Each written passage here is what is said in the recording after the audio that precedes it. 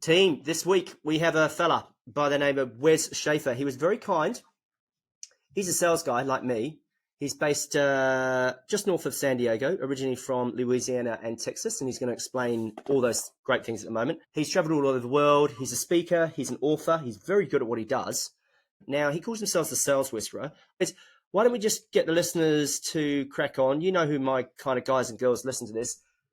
Who are you? Where do you come from? And why do you end up doing what you've done? I've been in sales. I was in the Air Force. I got out in 1997, had a wife and a kid and another one on the way, and left that security behind and jumped into commission sales. And I've sold mobile homes. I've sold financial services. I've sold high tech, sold around the world.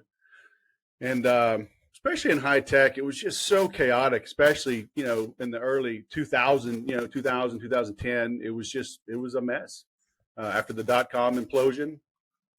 And I figured if it's this chaotic being an employee, it's like it can't be much more chaotic being on my own. So, I branched out, and we had 5 more kids, and my wife's been at home for 29 years, and I'm out here flapping my gums, helping people learn how to sell more better, and getting a nickel here and there to do so. Good man. So let's get straight into it. All right. We had a chat on your show. The question I love to ask fellas like you that have seen lots of salespeople and trained lots of teams: what separates the amazing from the average? If you had to have a bit of a wish list, what do you see in them, the really good ones that differentiate them and end up being a country mile between them and the average run-of-the-mill pack? There's a couple of things, but my very first paying sales training client was an architect that had to go out on his own. He wanted to do his own thing, and he was a referral, and he succeeded because he followed the process. Selling is much more prescriptive than people realize. Humans are much more predictable than we realize when you stick with what works. So a friend of mine, a little over a year ago, he got laid off. He's a neighbor here in my neighborhood. I go to church with him. And he was asking me if I knew anybody I was hiring. I said, what are you looking for? And, and I'm recommending he goes for a low salary, high commission job. And he's a little younger than me, maybe late 40s. And he says, well, I mean, that's a lot of pressure. I would like a higher base because then I can be more creative. And so I didn't say anything, but I thought that's why you're struggling. Your job in sales is not to be creative. Your job in sales is to be consistent. And if you remember, Glengarry Glen Ross, yes. A, always B, C, closing, always be closing. And I'm like, no, the new ABCs are always be curious, Beautiful. Always be concise, always be consistent, always be congruent. Those are the ABCs of selling. So that's who makes it in sales, right? It's the curious, it's the consistent, it's those that are, always be courteous. Treat people the way you want to be treated. Treat people as the end, not as the means to the end, right? So if you get those right, sales happen. Yeah, 100%. We talked about this when I was on your show. We're making sales so complicated. I love how you define new ABCs. So we said, always be curious, always be consistent, always be congruent, and always be courteous. And we could go on and on and on. Yeah. So tell me about some of the biggest mistakes you see salespeople made in the decades that you've been training teams like me. You would have seen a lot. What are some of the biggest mistakes you see? And I'll start off, if I can give you a nudge, is people thinking they're better than they are. Yeah. I mean, arrogance, laziness, vanity, that's never, it's never a long-term good for anybody, right? Especially in sales. And, speaking of where I come from, growing up in the South, if if they know the generalities and the stereotypes, Southerners are considered in movement and talk, but also of thought, right? So they think we're dumb. And so bit like farmers. Yeah. And so I have played that to my benefit for 27 years. I'll let the prospect, I never want to be better than the prospect, right? I want them to feel like they're in control, like they're the big wig in this conversation. Okay. And it's especially being in high tech, right? I mean, I sold 7-figure deals to Google. I sold big deals to Sprint back in the day. Apple was a client, big health centers. And so, you're dealing with smart people, these techie people. And I was just always, golly, y'all are so smart. This is so good. This is amazing what y'all are doing. I just hope I can help, and they just pull me right in. But, yeah, being vain, that's always so, it's just bad in general. And I've never, it's weird, right? You have to have an ego to win and do well at anything. But, pride in your work does not equate to being a prideful human. Yeah. Right? Talking down, treating others poorly, because I would run across some, I had a meeting one time. I was in Vegas. I had a meeting with I think it was a hospital, but it might have been a casino. I didn't do too much with casinos. I think it was a hospital. And I'm down in the basement. And the guy, we had a meeting. We had a scheduled meeting. So he greeted me, brought me down, sat me at his office. And he sits behind his desk and he just keeps working. And so I'm making small talk, kind of trying to start the meeting. For a few minutes, I gave it the old college try. And I could tell he wasn't listening. And I eventually stopped.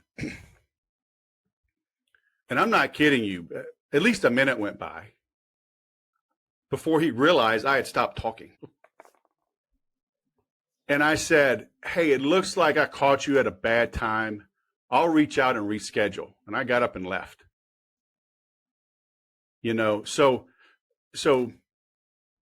making others feel important does not mean letting them treat you like a whipping boy.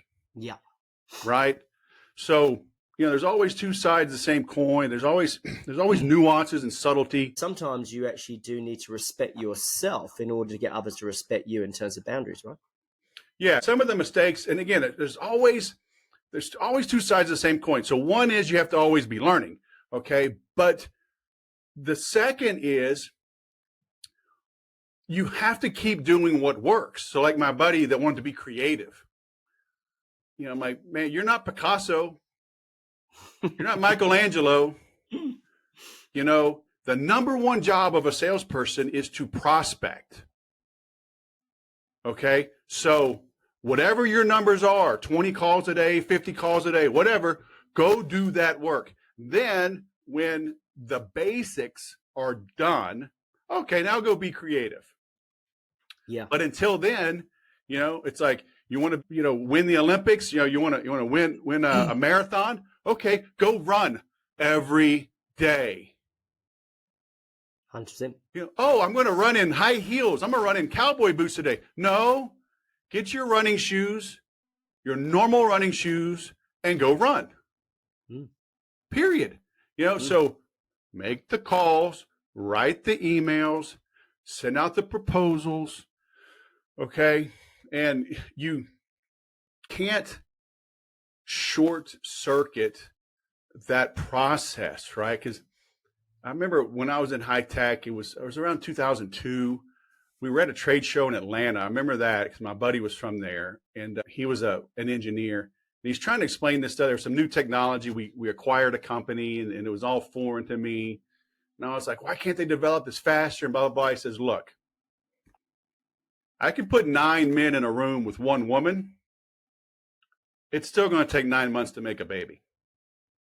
I was like, oh, okay. So deals take the time that they take. Okay. You may be in an industry that takes a week. You may be in an industry that takes a year. That start the process, start stacking opportunities, lining them up. If it's a 6-month sales cycle and you're new at the job, then don't expect to make a sale for 6 months. 100%. But the calls you make today or don't make lead to the opportunities you'll have or won't have in 6 months and a day. Hey, listeners, I just want to jump in there and just, again, high five. What he's saying is completely right.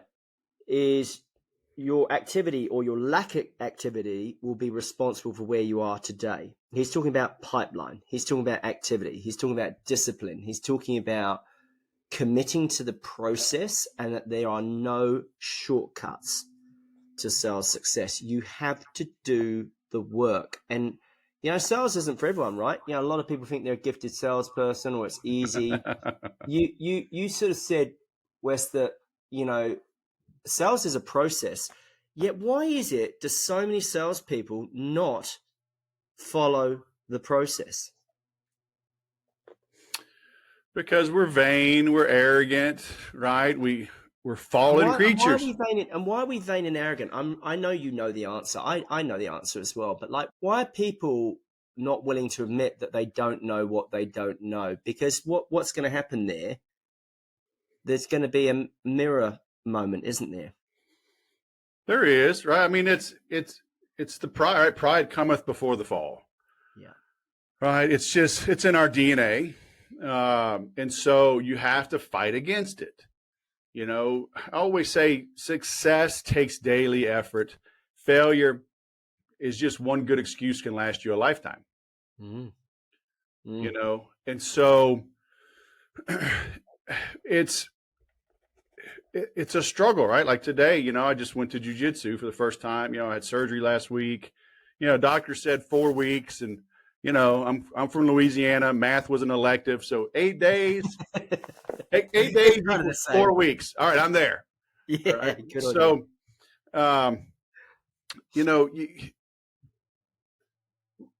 we're looking at putting in the work, and it can get monotonous. We want to be creative. We don't understand what our role really is.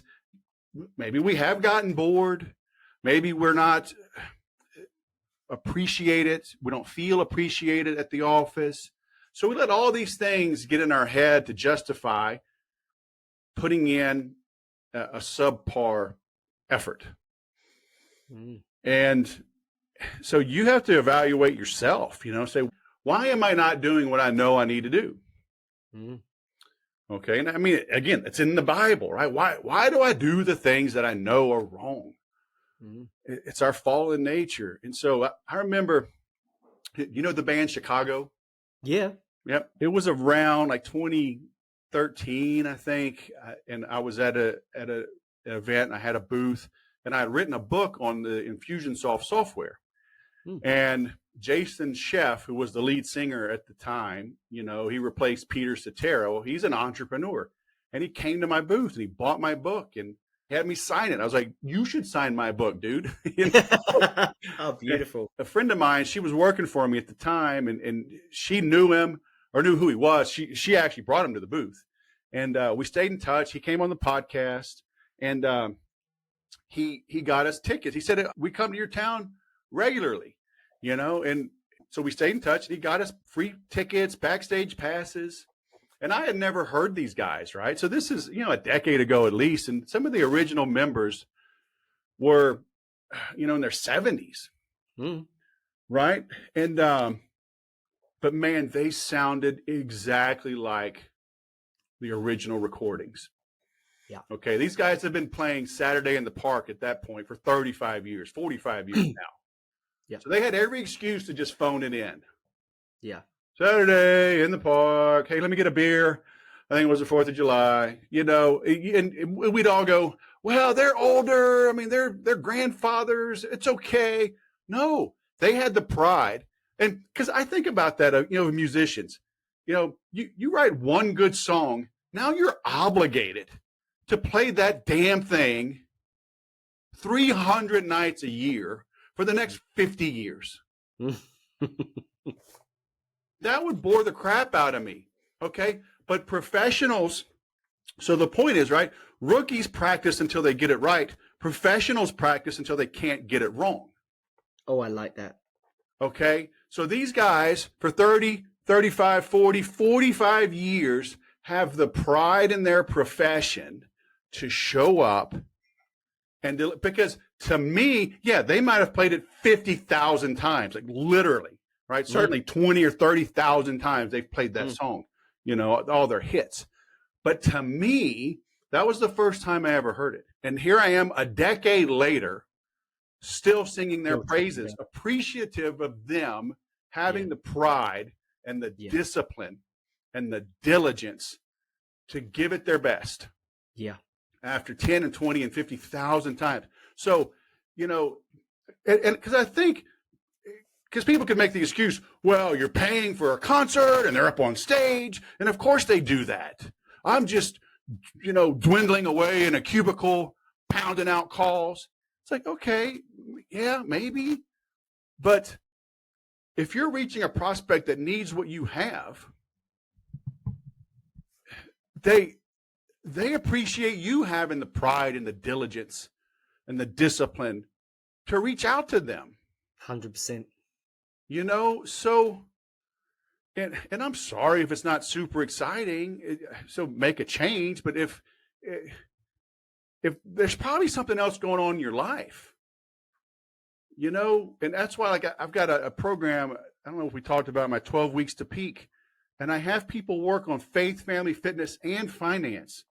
I think we get out of balance because the internet gurus and the thought leaders, we've incorrectly defined, and we've let others define what success is. Oh, you don't fly private, you don't drive a Rolls Royce, you don't make so much money, you just throw iPhones in the sky and shoot them with a $10,000 shotgun. Well, you suck. It's like, that's not life, right? So most of these guys are single.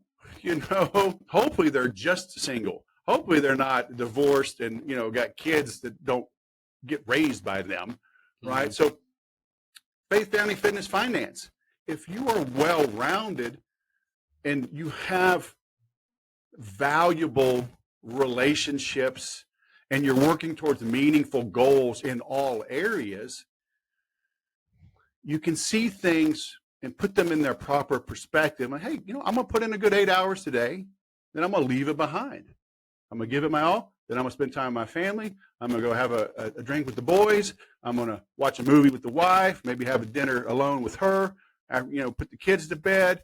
Okay, have a well-rounded, meaningful life. So if you are struggling, maybe you got to redefine what success is. Because I know we've allowed strangers and soulless individuals define what it is for too long. And that has caused a lot of problem for a lot of people for many years now.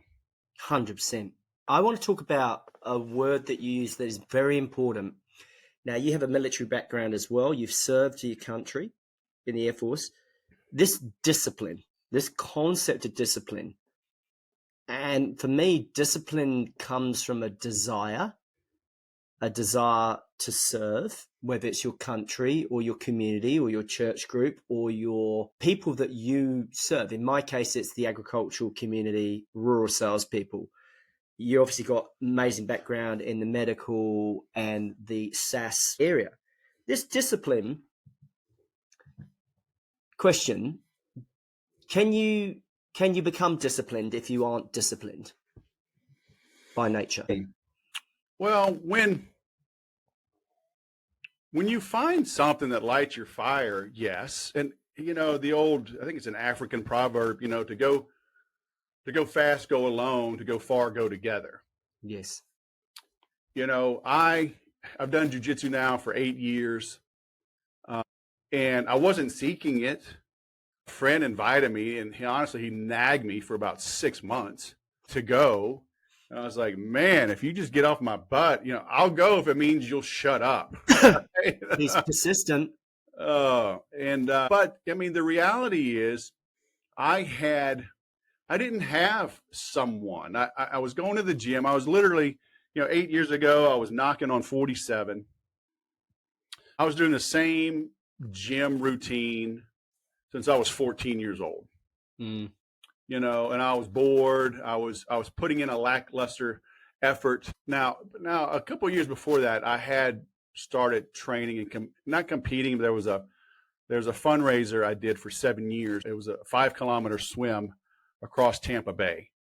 Good so, man. you know, 3.5 miles, and we raised money for the Navy SEAL Foundation. So I recognized like I needed some challenges in my life. Mm. And so I had just done that swim, and I was like, okay, yeah, I'm up for this. I can do this. And it was hard, right? But having a peer group, it's like, you know, I went back today after 8 days, you know, from my surgery, and it was good seeing these guys, right? These have become my bros. And so you train harder and more often, right? With more attention to detail when you've got an accountability partner, a mentorship, a mastermind, some kind of accountability group. Did it? Yeah, by having that group that I respected, you know, and because, you know, the instructor gives the lesson, then you break off, and then you kind of teach one another, and he walks around and supervises and adjusts. Because by teaching, you're learning. 100%. Right? And so you develop that passion. Now, there's still guys that join, they pay, they barely come. And a lot of people drop out, you know. So I don't know, man. What obviously it can be learned. But again, looking at, are you using this as an excuse? Because you see people all the time. Oh, I'm terrible with names. Most salespeople, most humans say that. I'm terrible with names. Well, okay, then you're right. You are terrible with names. Do you want to do something about it? Yeah. You know, so if there's a reason for you to fix something, and, you know, you'll become more disciplined. Yeah. But that's what sales is all about, right? We've got to find a pain, and we have to get the prospect to admit they have a pain. Then we have to get the prospect to quantify the pain. So, well, I'm not disciplined. What does that mean? Well, I don't, you know, I'm not making enough sales. Why not? Because they know. I'm not making enough cold calls. Why not? My company doesn't give me a good list. How long has that been a problem? They've never given me enough. Oh, okay. So in the past, you've made your numbers without getting these leads. How did you do that? Right? Then you come to find out, right? Most salespeople were really kind of lucky. Right time, right place, good industry, or good economy. Things kind of fell in their lap. The beginner's luck is a real thing, right? You show up optimistic. You're not trying to solve everything. You're listening. You're more curious. You don't have all the answers. So you're more attentive. You're more patient. You're more curious. Then you get lazy, right? Mm-hmm. So then you're like, okay, what does that mean to you? If you don't change things, what's going to happen? Well, I might be put on a performance improvement plan. Okay, then what happens? Well, then I'll get laid off. Okay, then what happens? This is a great industry. It'll be hard to replace my income. Why does that matter? Well, my kids are getting older. Got to pay for college. You know, we bought a bigger home a couple of years ago because I was making money. So now we're kind of stuck on this lifestyle. Okay, what are you going to do about it? Because the answer lies within, right? We can't make somebody become more disciplined. We have to get them to recognize what's the pain of change, what's the pain of staying the same. Yeah, 100%. You know, then they'll become more disciplined if we show them what's in it for them. Yeah, I think you've answered really well, because I think where you and I are similar is we both believe that we can help people, and we obviously have a track record of doing that. And if you have a purpose, and I don't want to get all Simon Sinek and why, But if you know why you're doing what you're doing, that drives you through the dark days, through the times where you're light and skinny on sales. But wherever you are, whatever you're selling in my world, you know, whether it's fertilizer, feed, agri-tech, machinery, veterinary, whatever it happens to be, and you're struggling, it's like we spoke about in your show. I think a lot of people are not self-aware that they actually create their own suffering. And I've spoken about this a lot. And you talked about the example, I'm no good at sales or I'm no good at remembering people's names. Well, you've already just pre-programmed your narrative, your mindset to do that, which has closed it off completely. And yeah, like you've got to really care. If you don't sell something you don't believe in, don't sell it. Yeah. You know, because what helps me get through is, and we've had some skinny times, we've had some lean times, as every business does, but you keep going because of the belief and the desire that you do to help your people and make sure they don't suffer or struggle. That's what I do, This is why you pump out the pot. You've been doing this a lot longer than me, but why you do what you do, right? Yeah. So now I want to have another question, Wes. You've had a lot of people you've spoken to. You've been doing this a lot longer than me. And so I doff my cap to that. Who are some of the most interesting people you've spoken to? What's some of the best advice you've got from some of the people that have come onto your show in terms of maybe life advice in the context of sales? We've covered a lot already, but like who's really maybe surprised you or really made an impression on you? You know, you talked about the Chicago, the band, and the fact that they practice and their work ethic and their consistency, but like, who have you spoken to? You're a well-connected fella. Who have you spoken to that you admire, you respect, someone you've learned from, things that really stuck? Man, yeah, I've talked to a lot of people. You know, I've been lucky. I've had some good mentors. My earliest sales training mentor that actually gave me the foundation to go on my own, Steve Clark. Yeah, I remember I always say there's two types of sales, the easy ones and those you don't get. I was like, all right, I see where you're coming from. So you got to recognize when there's something there and when there isn't. But I met Steve because I had been following a guy that was in Austin, and everything's so fortunate when you look back. It's like I was living in Austin, and I met a guy that knew of this marketing guy. He was pretty successful already, but just coming into his own. So he was still very accessible. And he did a free marketing event every month. Buy lunch, beer, wine, just gave a free workshop. And I was fortunate because if it wasn't in his town, I wouldn't have gone. Mm. Right. And so I've known this guy now for 22 years, and I fly back to Austin for different classes. And his name's Roy Williams, the Wizard of Ads, and he's said so many things. But it's like say, what is insult? Insult is the risk of clarity. Insult is the risk of clarity. Unpack that for me. So, well, if you follow Jordan Peterson, a couple of years ago, he had this interview. I think it was a British woman, and where she kept saying, "So what you're saying is?" He's like, "No, that's not what I'm saying." And they went back and forth, and he's like, "Why do you have the right to not be offended? Why do you have the right to not be offensive?" He says, "You're asking me hard questions. It's putting me in a bit of a tight spot." And she's like, "Oh, and he's like, "I got you, didn't I?" She's like, she admitted it. You did. So if I tell the truth, it may hurt some feelings.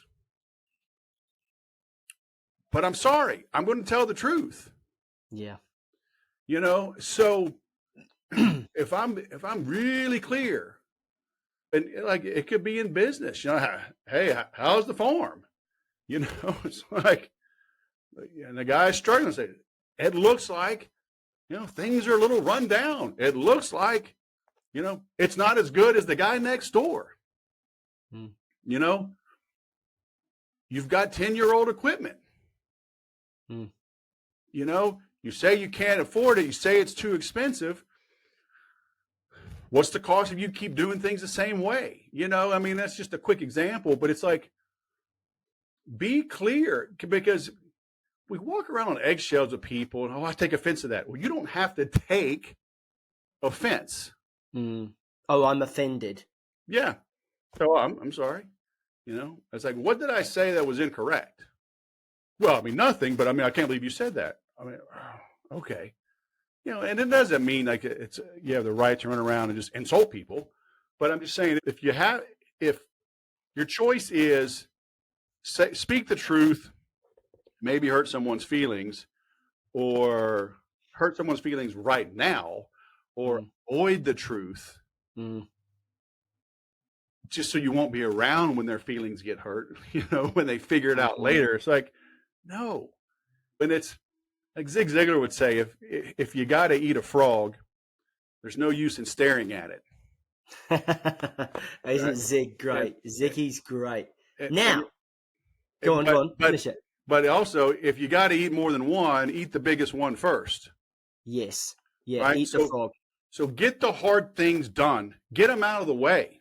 Yeah, 100%. Now, truth-telling, because we love truth-telling on this story. I was going to say storytelling. Truth-telling. Sometimes, when you sign up teams, I've just had this conversation. I was literally talking to a guy in Saskatchewan in Canada, literally just before we came on. And he's a good dude. And I said, it's really important we got the right guys in the room. And when I say guys, I mean guys and girls, of course, if anyone gets offended by that. And I said, if we don't have if there are some guys that are in that room, because they're all men, and they don't work out, I'm going to privately pull them out and we're going to refund your money because I only want the right guys in the room.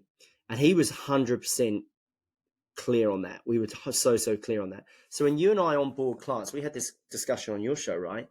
Is we got to be really, really clear about what the training involves, what the commitment is, what the expectations are, the agreements we make to each other, and that basically nothing works unless they work. You and I are not magicians. We're not wizards. No. You got to put in the fucking work.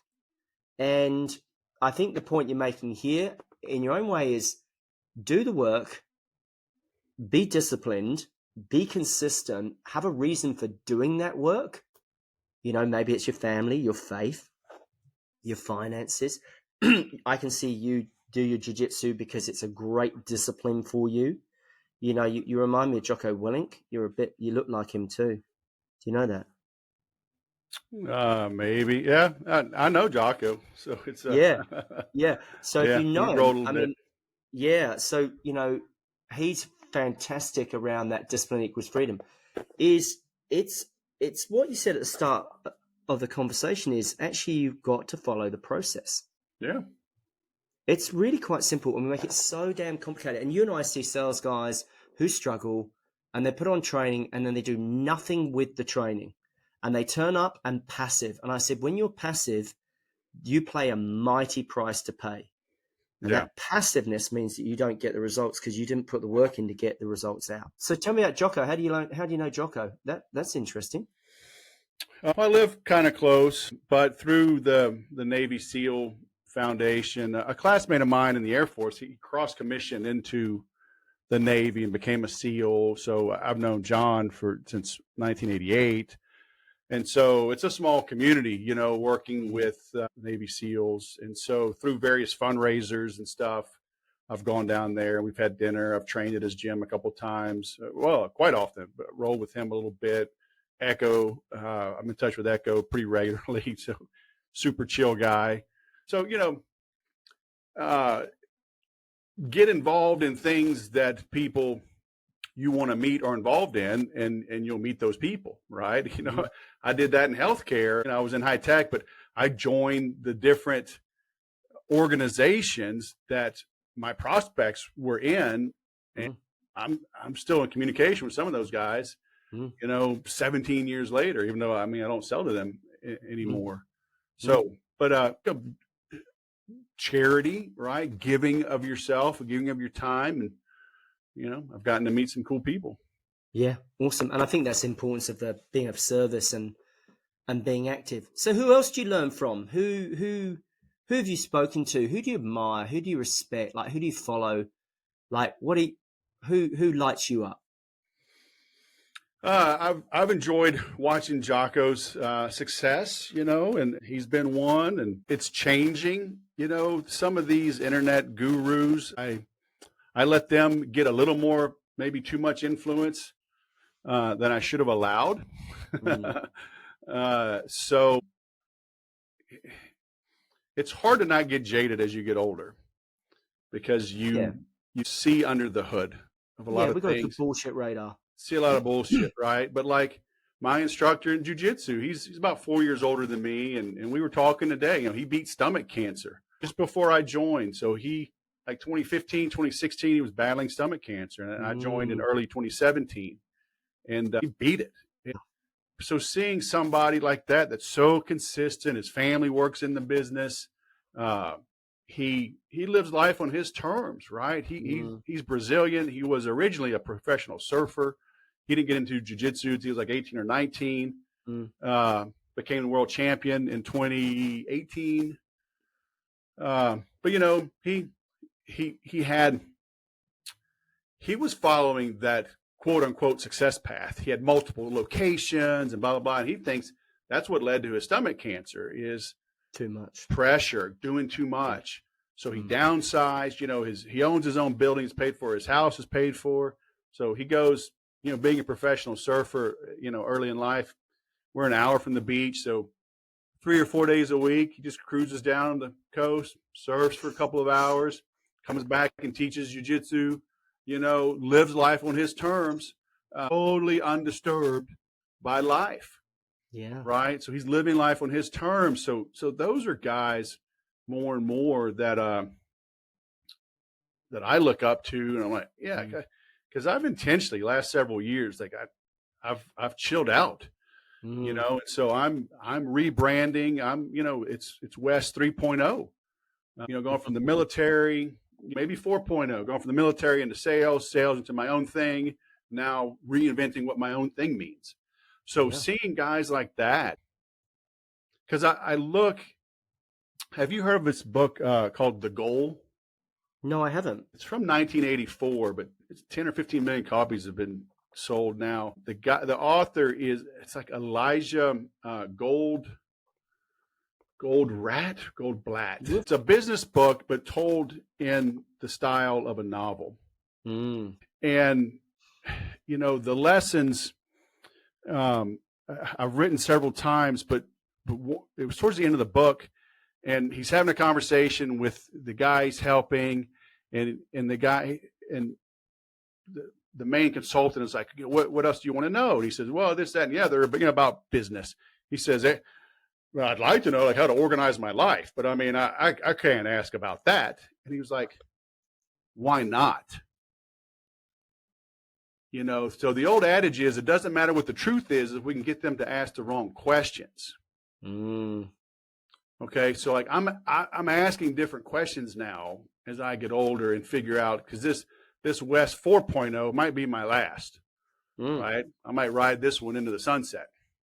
So that's why, I'm I'm streamlining my offers, streamlining who I work with, getting very clear on what they get when they get me. And so, ask harder questions, but it's okay to envision exactly what you want instead of compromising,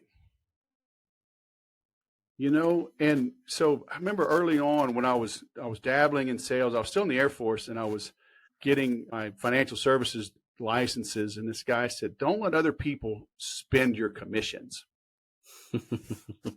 Right? Because he was saying, you start to have some success, you land some deals. And, you made all that money, you should buy a new car. Yeah. You should buy a bigger home. You should install a pool.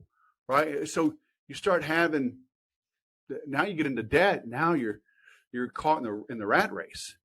So dream a little. And, my wife being home for 29 years, it's like we would have a different life if she had worked outside the home. Yeah. But hell, I don't think we'd be married. Yeah. I mean, it's so hard, right? I see people you're torn in both directions. My wife being home, with 7 kids, But I mean, she's handling the finances, paying the bills, helping with school projects, running kids to school, helping our elderly parents. You know, my mother-in-law is in the hospital right now. She had a knee replacement this week, and there's complications. You know, my wife has the bandwidth, you know, and the latitude to help. Yeah. So imagine if she has to take off work and, okay, now who's getting the kid? Oh, now we're losing that income or whatever. I mean, it's like, you got to redefine what success is and then go after that. Yeah. To hell with what the world says success is. I agree a lot around, particularly with your jiu-jitsu teacher and mentor. You know, define success on your own terms. Success is different for different people. I got a question for you. What advice would you have given your 25-year-old self? Put more trust in yourself. Every deal I've done that's gone sideways and bit me in the ass was because I got into something I didn't understand. Okay, if you can't explain it to a 5-year-old on the back of an envelope, you don't know it well enough to get into it. Yeah. Okay, but I would always think, oh, there's somebody, they're in this and that, and they've already been successful in real estate and commercial properties, and buying businesses. I'll just give them the money and trust that they just know more than me. Mm-hmm. I've been burned every time. Mm-hmm. So invest in yourself. You know, just because somebody calls you up, I got a friend of a friend. Oh, Bitcoin! Like, right now, Bitcoin's going up to $100,000, and I got into crypto early, so I'm thrilled. Oh, you're orange pill. You're an orange pill. Orange pill? Pill, not peel as in P-E-E-L. Yeah, an orange pill. They call Bitcoin people orange pills. Really? Yeah, I don't know why. No idea. I haven't heard that. No idea. Yeah, I don't know. Forgive me. But I mean, you know, but I got into it once I understood it, and I didn't take an overwhelming position, right? You know, the old adage is reduce your exposure to something until you can sleep at night. Yeah. If you're waking up worried about it, then you're too exposed, right? But man, I got burned. I did real estate. We built spec homes. I lost my ass. I bought an apartment complex with some guys. Lost my ass. Bought a franchise, a wine and cigar, because I had some friends that liked wine and cigar. They were actually clients. And so I trusted them, lost my ass. It's like, just invest in things that you know. I mean, like yourself. Yeah. You know? How do you get good? I'm mindful of time. I want to respect your time. What I want to get in and close on is, how do you accelerate? Often people ask that question, what advice would you give your 25-year-old self? And you said kind of invest in yourself, back yourself, trust yourself. How do you develop that sooner, that your instinct or that you do have ability? How can you learn that faster, do you think? That might be a hard question. You know, you've got an interesting background. You've got a military background. Anyone from sports or military is usually very good at sales because they're very disciplined and they follow processes and they're self-motivated. And so that's why they're successful. But how do you think, if you had to give someone advice that's listening, how do they build greater belief in themselves and self-worth? I've got an answer, but I'm more interested in you because you're my guest. Yeah, I mean, because look, I had the confidence that I could succeed in things, but I guess maybe I was chasing that the easy button or a shortcut, or like they know something I don't know. Yeah, and so it's like, how do they do it? Heed the words that I'm saying. It's like you're going to be disappointed as you grow up in life and you realize that the people that you admired and looked up to earlier in life were just winging it like you're winging it today. There's no answer book. There's no study guide. You see, like, I'm 54. I mean, so to a 25-year-old, like, you see some guy starting to get gray hair. Like, oh, that guy's got his act together. he knows about business and investing and negotiation and people. And, it's like, maybe not. So it's like, again, it's two sides of the same coin. You find the mentors, but a good mentor helps you find yourself. Right? They're not there to make little replicas of you. And, in that book, The Goal, the lead guy, he didn't give the answers. Because it's like with my kids, Daddy, how do you spell, Mississippi? I don't know. How do you think you spell it? I don't give them the answer. I make them work for it. Yeah. And so, so in the book and in life, when in sales, right, our prospects don't change their minds. No. They reach a new conclusion when they discover new information, and they have to discover the information. Yeah. Okay. So we have to give them time to percolate, let it simmer and take hold. So, you need mentors that help pull that out of you, but they have to help you develop what's already in there, not plant something new. And so until you find that person, don't be on the outside looking in. Again, if you can't explain it, you have no business messing with it. So if you built up a nest egg, 10,000, 50,000, 100,000, whatever, it's burning a hole in your pocket. I'd rather see you buy a $10,000 course or join a mastermind for $25,000, even though I'm not super big fan though, but I'd rather you do that than throw it over the fence. Oh, this guy's we're going to, build an apartment complex. Yeah. Good luck with that.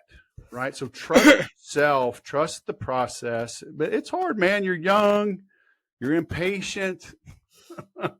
It's really funny, Wes. I was just driving to get some stuff from what you call the hardware store. And I don't normally listen to the radio, but I'm getting a bit tired. It's December 2024, and I was listening to the radio and I heard Cat Stevens, and I heard that song. Is it the one that he sings it to his son? The Cat's in the Cradle and the Silver Spoon. Yeah, and he's talking to his son. Yep. And and I'm 50, so I've only started to listen to it, and I've got 2 sons and 1 daughter. I don't have 7 kids. Man, you have to be good at sales to have 7 kids. And it was just interesting, the advice that he was giving. But I think what you're saying there to listeners is find yourself a good mentor. Mentors don't need to be alive. You can read the books, Jim Rohn.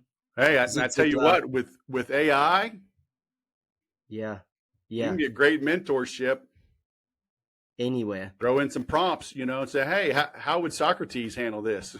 Oh, that's a good idea. And it's all about the prompt, isn't it? So you've got all these tools. I think I love that quote by Naval. He says, learning is scarce, but education is abundant on the internet. Yeah. The ability to learn is scarce, but the information is abundant. Yep. So it's all out there. You've got to do it. Hey, last question. We might have covered this. If you had one piece of advice, and you only allowed one piece of advice that you could give someone that needs to become better in sales, you might have repeated it, but because no one was listening, I had to say it again. That quote, remember? Because no one heard, we have to say it again. What would that advice be, Wes, based on your decades of experience training lots and lots of sales teams?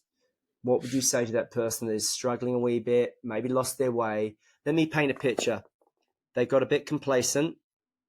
COVID sales rained in their lap. They used FOMO, scarcity, loss aversion. Hey, the going got pretty good. I tell you what, here in Australia and New Zealand, it is getting tighter. Now, you've got a new president coming to town. He might sort it all out.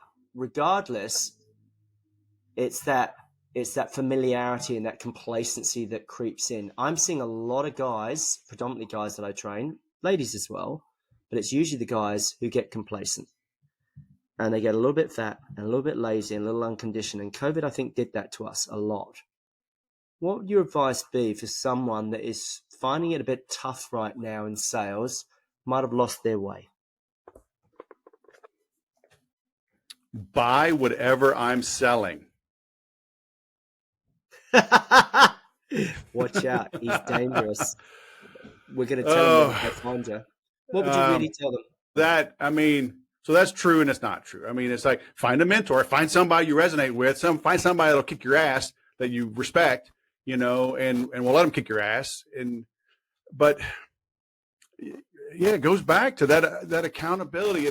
If you're just in a rut, man, and it happens, right? It's you need some type of accountability partner, because what has happened, if you're honest, is that, look, people don't care about people.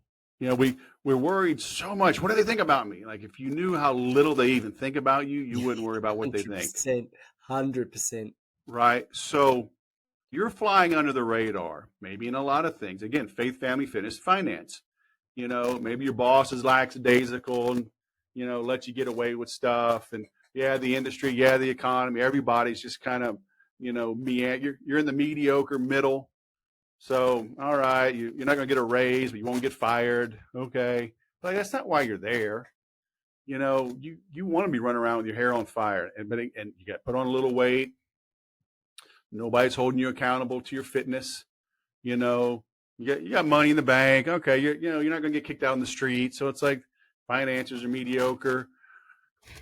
Everybody's staring at their devices and their phones. So, how is the family? It's like, not great, not terrible. So, you're just in this mediocre middle. So you got to find somebody that you respect to hold you accountable. And because look, it's like fitness trainers. Who needs a fitness trainer? I know that an apple is better for me than a donut. I know how to do a push-up. I know how to do a pull-up. Okay. I know where the squat rack is.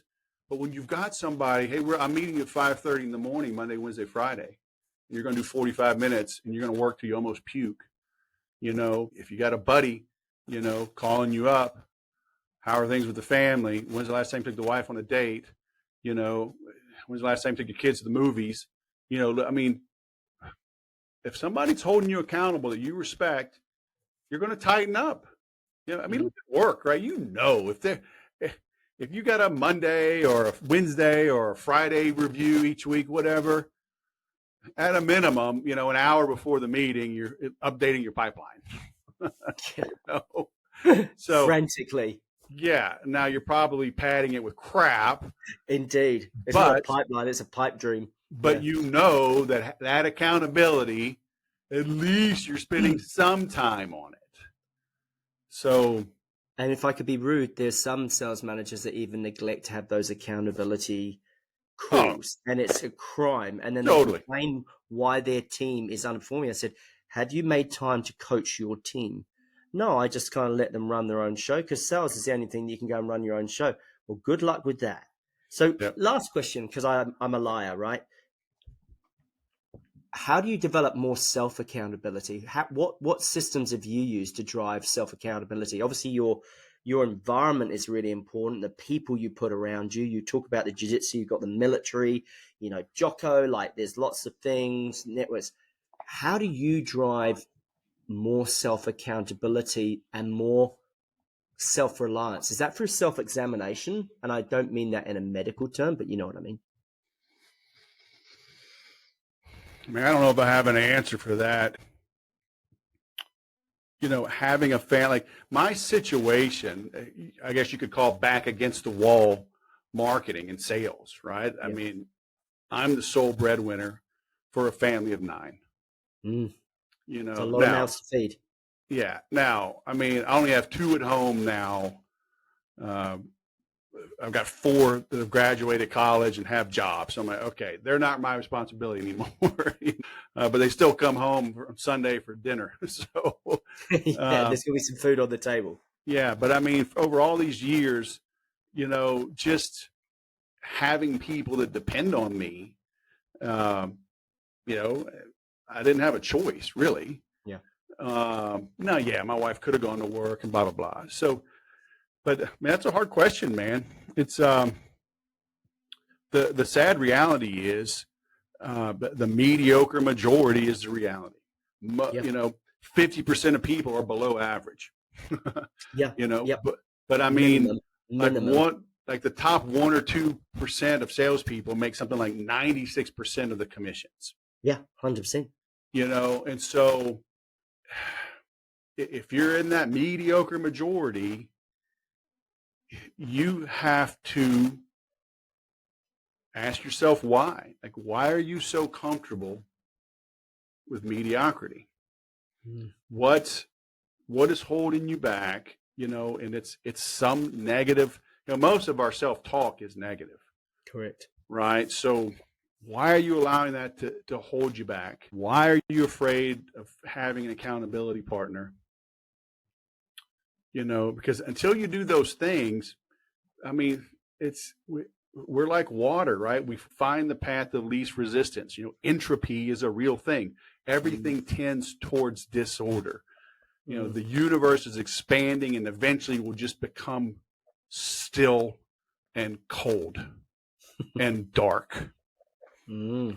So we have to work against that intentionally, diligently, and it is not for everyone. Yeah. You know, so kudos to everyone listening to this. You know, you're better than those that aren't. You know, because you could have been watching a movie, but what are you going to do with the nuggets that you pick up from this? Yeah.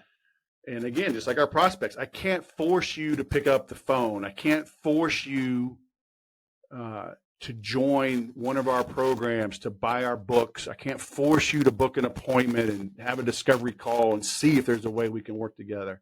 You can't do it to your prospects either.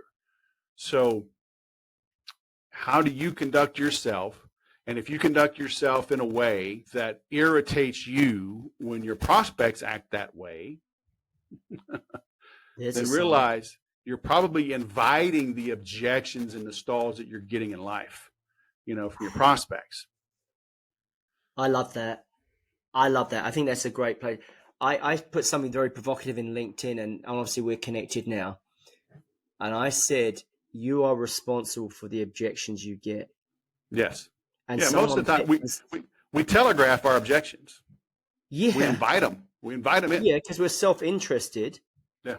And we're not curious, and we're not open-minded. We're not serving them. And someone bit on it pretty hard. And they said, hey, mentally, I really struggle with that. You know, I have mental health issues, rejection. And I was very empathetic to that. And I understood that was a genuine reply. And I said, look, that's not what I meant. Maybe it's an absolute statement. It's provocative. But in the majority of cases, we are responsible for the objections we get. People are objecting to our approach, our style, our curiosity, our approach. You know, sales is a people thing. You know, the biggest thing we spoke about is like, get really interested in the person. Forget your product. Get interested in the person. You go so much further. Yeah. Now, my man, tell me about this 12 weeks to peak program. Tell me about where people can find you, how they connect you. What could they hoover up in terms of resources to get to know you, Wes, in your world? Yeah, so just keep it simple. Just go to fixerwes.com, and that redirects to my main site. And the main thing on there is my 12 weeks to peak program. So you can click through. You can't even buy it. You've got to click and you schedule a 15-minute call with me, and I explain it. But I'm rolling out a couple of groups. One is a 12-person group, and they get me every day, accountability partner. So for 12 weeks. And so that's obviously a more affordable option. And I have a private 12 weeks to peak for those, you know, for executives, whatever, that maybe don't want to talk about more sensitive things. But that, yeah, just go to fixerwes.com, start looking around. But yeah, 12 weeks to peak is my main offer right now. Good man. Wes, I'm very glad to hear Strength Energy is coming back. I've really enjoyed this chat. Thank you for being so generous and sharing your ideas, your insights, your best advice. I think we've got some real gems there. And I'd encourage people, this guy's a good dude. He's super humble. He's from the South. We've got some North American listeners as well. We've obviously got the Aussies and the Kiwis as well, and a few Brits. Reach out to this guy, hoover up his stuff, get into his world, mate. He's legit. He's genuine. Wes, thank you, man, for coming on the show. Hey, thanks for having me.